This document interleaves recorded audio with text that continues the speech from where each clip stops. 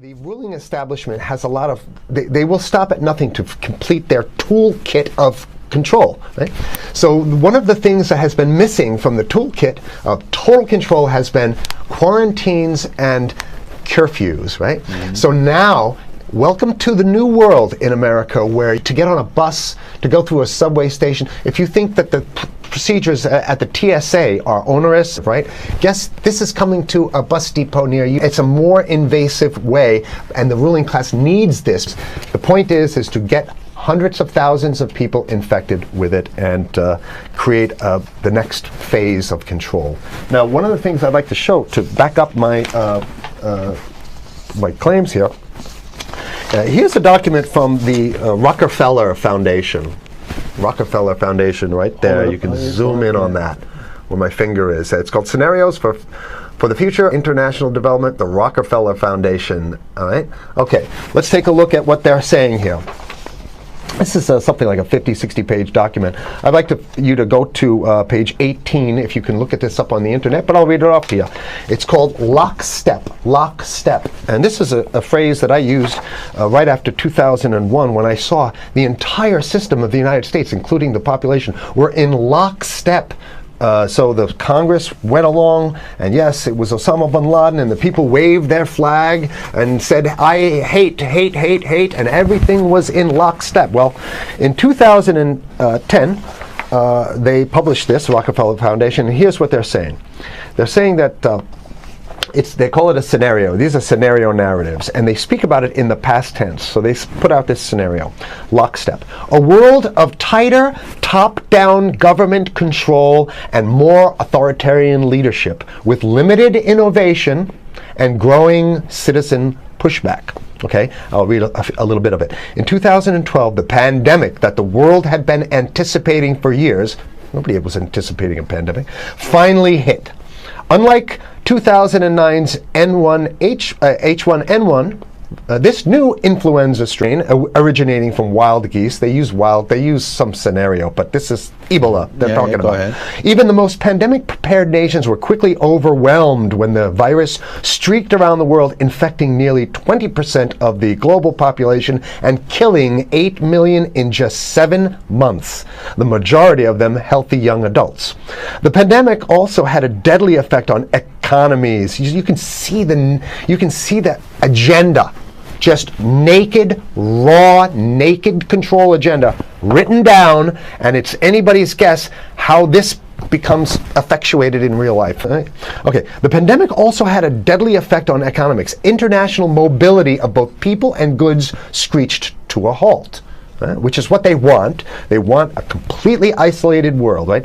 Debilitating industries like tourism and breaking global supply chains. Well, of course they want tourism stopped, because they're not in the tourism business, and they want you at home in your house in front of the TV. Then they got you, because once you watch the TV, they own your soul. Even locally, normally bustling shops and offices sat empty for months. Okay, so I love how they talk about it in the past tense in 2010. Right? The pandemic blanketed the planet, though disproportionate numbers in Africa died. Southeast Asia and Central America, where the virus spread like wildfire. Here's this one. I love this one. The United States' initial policy of strongly discouraging, in quotation marks, strongly discouraging citizens from flying proved deadly in its leniency. So they're saying, that... No, keep going. Okay, read it. Proved deadly in its leniency. So they should have been tougher, right? Accelerating the spread of the virus, not just within the United States, but across borders.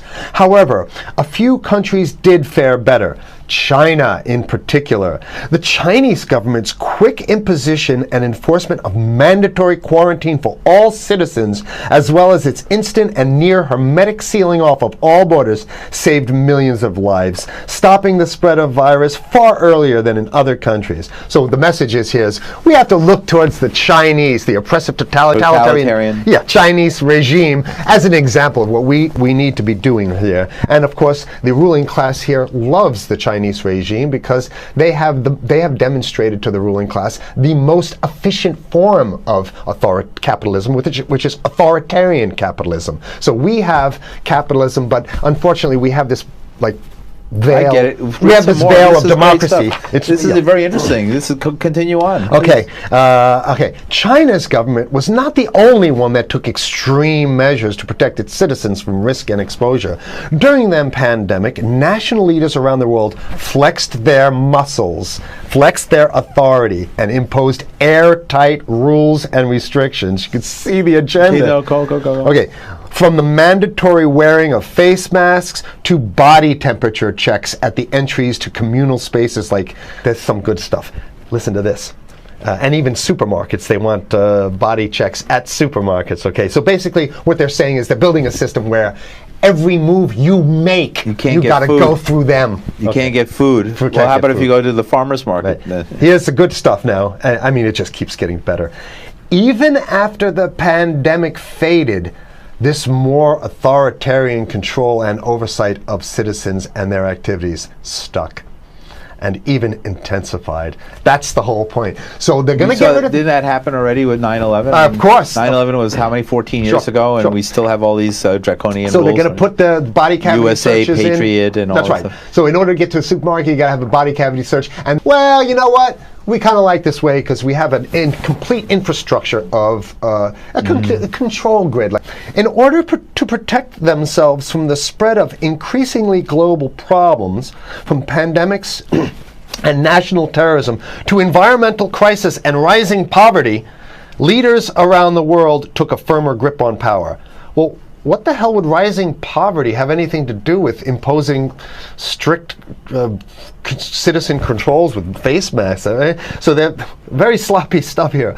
At first, the notion of a more controlled world gained wide acceptance and approval. Citizens willingly gave up some of their sovereignty and their privacy to more paternalistic states in exchange for greater safety and stability. I mean, that's just a complete naked contradiction to the famous saying that if you think you're going to give up a little bit of security, I mean, if you're going to give up your freedom for security, you're going to get neither. That's the long-standing thing. And here what they're doing is they're not even ashamed or embarrassed to absolutely say the exact opposite. They're saying, yes, we all want to give up our privacy and sovereignty for more stability and security and stability. So you don't get that. When you give it up like that, you get the shaft. The main thing to finish off this show is this, that they want to get more control, more and it's going to be curfews and quarantines. So what I'm saying is that unless the American people start to get some new way to revolt, a new way to organize, new way to protest, unless we can break through the apathy, because that's what we have here, then it's going to be a slave state here. The ruling class doesn't seem to have too much resistance. They're getting everything on their Christmas shopping list, and they've been wanting quarantines and curfews for a long time. Now they got it.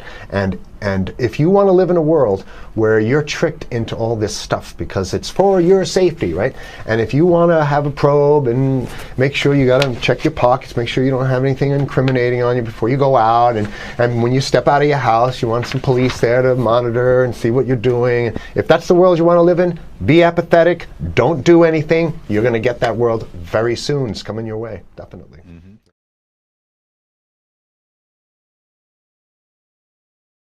Let them talk. I'm Paul Durienzo, and we have returning a great guest. Glad to have him back, Harry Vox.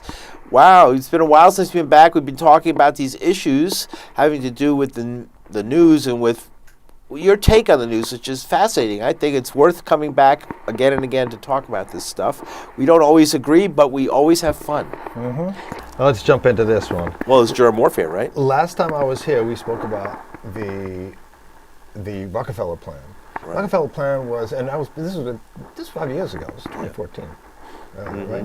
And this Rockefeller plan, and the name of the plan, in case anyone wants to look it up, it's called from the Rockefeller Foundation, called the Scenarios for the Future of Technology and International Development. Nice sounding name, but it spoke about how we can instill martial law by just infecting the people with a pandemic, and then we can protect them. It was a protection racket, basically, and that's what's going on today.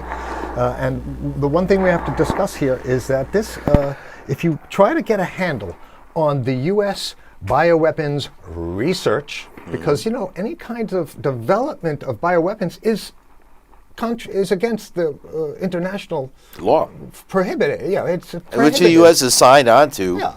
So what they do is they say, okay, we're not developing bioweapons. What we're doing is we're creating them so that we can research them. Okay, and of course the difference. Well, the research reactors, you have a lot of that kind of stuff going on. But you know what though? But research. If you look at some of the research that they're doing, here's one. Because when I see they do this attack. Well, first of all, let me complete the first thought. There's a vast network, and when you try to actually get a handle on it, try to get to see how much money is spent on it, you find out it's all throughout universities throughout America. It's private corporations. It's hundreds of billions of dollars, and it's everywhere. Every branch of the military has it. Every DARPA is in control. They have What's all DARPA? these Tell people. Defense Advanced Research Project Agency, and then they have all these acronyms called like the Cooperative Bioengagement Program. Why is the United States so evil? Because haven't you benefited? We've all benefited in this wonderful country. You can't say the United States is evil. A small cadre of people within positions of power, and I'm saying that not all these people that are in this vast network of bio research would be interested in doing bioterror on every. No, that's not what I'm saying. I'm saying that it's not. It's done through compartmentalization. So, okay, but the and who's doing this bio research? Who's in charge of it? The US. The people who are in charge of it. The name of the program is the Cooperative Biological Engagement Program of the Defense Threat Reduction. Again, it's not reduction. So it's Department of Defense. This is coming out of the Department of Defense. DARPA, though, is the guy who's the main. So DARPA is the authority. Yeah, but you know what? It's U.S. Air Force has a program. U.S. Army. They always do. They always do. Yeah, Fort Detrick, Maryland, is where they developed AIDS. Right. But some would say the deep state is the CIA. There's always been a fight between the military intelligence and the civilian intelligence agency. Well, you can't be. You know what it is? There's nothing that's set in stone. All this stuff is fluid, depending on what year, what time, what political. The people involved in it. Sure. I mean, who would have thought that the Democrats would be bowing at the feet of the CIA? I mean, okay, so. Or that the liberals would Originally, entrust. they were people coming in. The CIA or the OSS were people coming from the Ivy League schools, which were the crème of the crop. The really hardcore bourgeois class. Yeah. But those are the liberals today. And now it's the left liberals who worship at the feet of the, neoliberals. But it's not even the neoliberals, because, see, you can't even use these terms anymore, because, see, the word liberal doesn't mean anything. I'm a liberal. Neoliberal is a fascist scumbag who judges you based on how much money you have, how much that's what I always thought it was. A piece of shit. That's a neoliberal. That's what I always thought. So, and then I say to myself, okay, well then, if there is this compartmentalization, how does the germ get out of the lab and into the field? Right?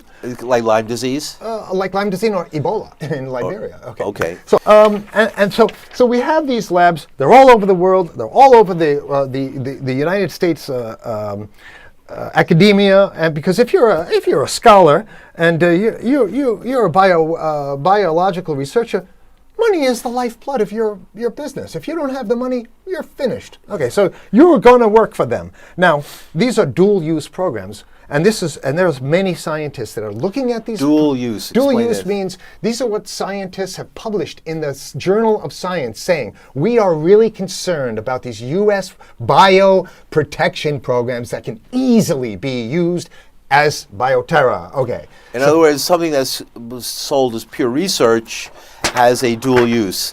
It might be useful in agriculture. That's right. Agricultural research. But it has a weaponry use. Here's an article that is in Science magazine. It's not a conspiracy theory.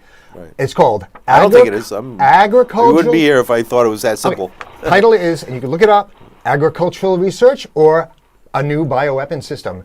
And these insects, what they're doing is they're infecting like aphids and grasshoppers and mosquitoes with all these biological weaponized biocontaminants, and they're releasing them into the air. What the fuck purpose would that be except for But isn't there a problem? Because they used to say HIV was created to infect the black community or drug addicts and stuff like that. Maybe so, but it got out of the area. Plenty of wealthy people's children got it too. Nobody's saying that these scumbags have a well-honed plan. They are shooting they're shooting around in the dark, hoping for money. And you know what? No matter what happens, they still cash in. So they don't really care. So Google, you got to understand, Google is a scrubbing operation right now. So if it's political and it goes against the ruling class, you're not going to find it on Google. Period. It's gone. So, for example, in Russia right now, they're all saying that the United States is behind this bioweapons. Good luck finding one hit on Google.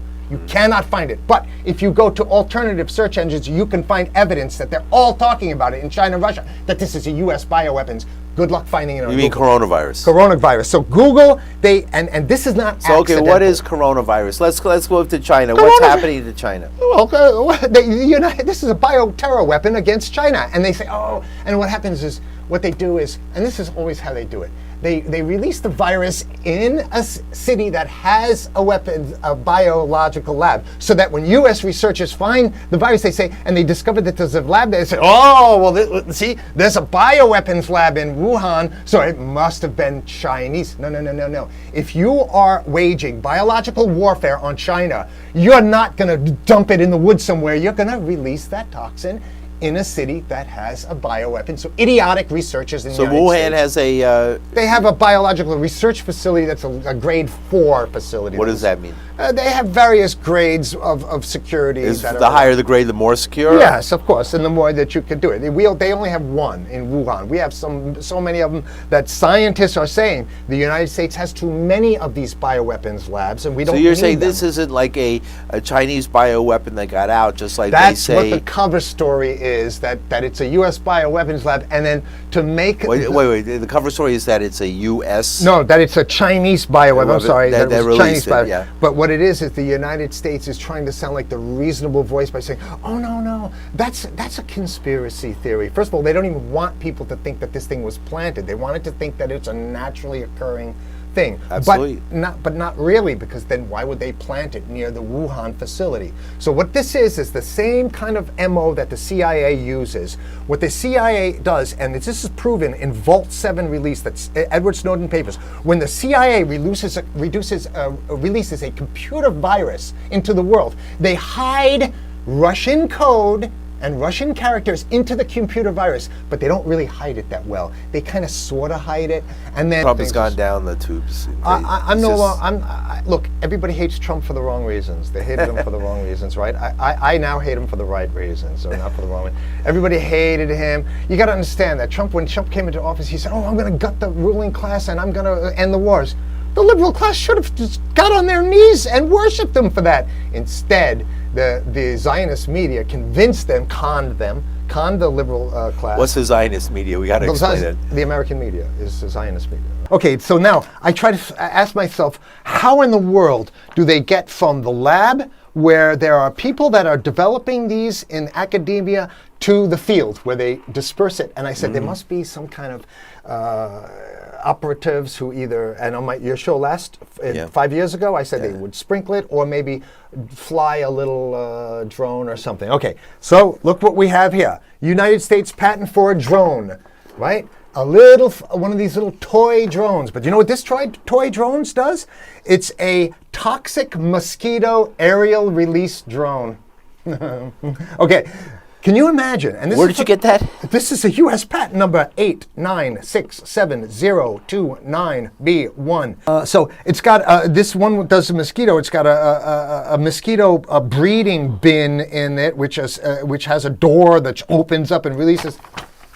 You can't even make disease-laden mosquitoes. Yeah. And the idea is, why the fuck would you need a patent for this kind of stuff? It's not like there's going to be a lot of. Usually, you get a patent to make sure that competition doesn't come in and bring a product to market. Who's going to market this? And you're only going to use this in secret, so nobody's going to, Thank you, United States government, for being the scummiest shit on the planet. Okay, now. Wow, that's better than Pelosi.